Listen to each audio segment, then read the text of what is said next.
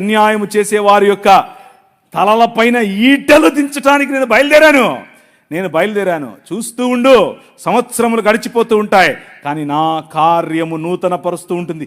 సమస్తాన్ని నూతనం చేయటానికి నీ రాజు బయలుదేరాడు. ఆ మాట మాట్లాడాడు నాతో. మా అన్న మీద కత్తి విసిరేశాడు అని చెప్పి వాడిని కొట్టి చంపేశా. మర్డర్ చంపేసి పొదల్లో పడేసి వెళ్ళిపోయా. వాడు చావాలా, నేను బతికే. నీకు వినిపిస్తుందా? నాతో మాట్లాడాడు ఒకరోజు.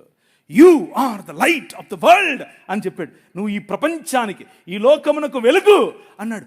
నేను వెలుగేంటి, నా దగ్గర ఎప్పుడు వెలుగుంటుంది అన్నాను నేను. భయంకరమైన గంజాయి, భయంకరమైన దాన్ని ఏమంటారు, మత్తులో ఉండేవాడిని ఎప్పుడంతే.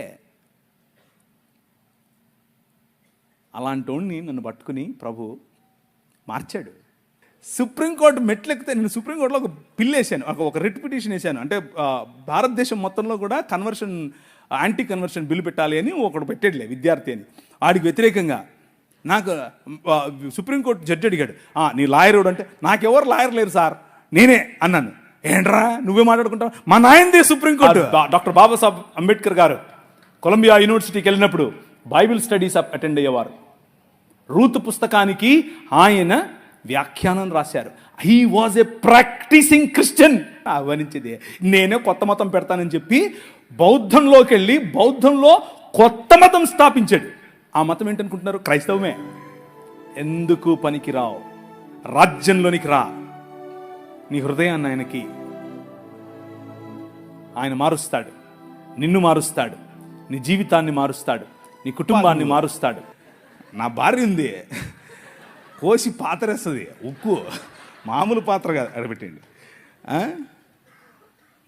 ఏమిరా నువ్వు రాలేదు ఇంటికి అని అడుగుతుంది. ఆమె హిందీ, ఆమె రాయలసీమ కాదు, హిందీ.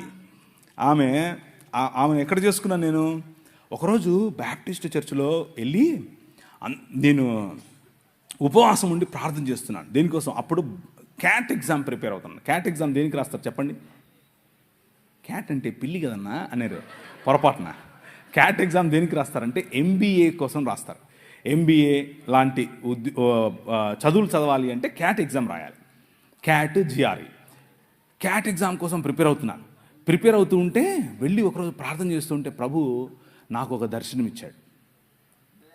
కళ్ళు తెరుచుకునే ప్రార్థన చేస్తున్నాను, కళ్ళు మూసుకొని నిద్రపోవట్లేదు. కళ్ళు తెరుచుకునే ప్రార్థన చేస్తున్నాను. ప్రార్థన చేస్తూ ఉంటే ఆమోసు గ్రంథం ద్వారా ఆయన మాట్లాడి అనేకమైన జనాలు నెత్తి మీద టోపీలు పెట్టుకుని తెల్లటి వస్త్రాలు వేసుకుని ప్రభు అయిన యేసు క్రీస్తులోనికి పరిగెట్టుకుంటూ రావడం నేను చూశాను. నా దర్శనంలో చూశాను. ప్రభు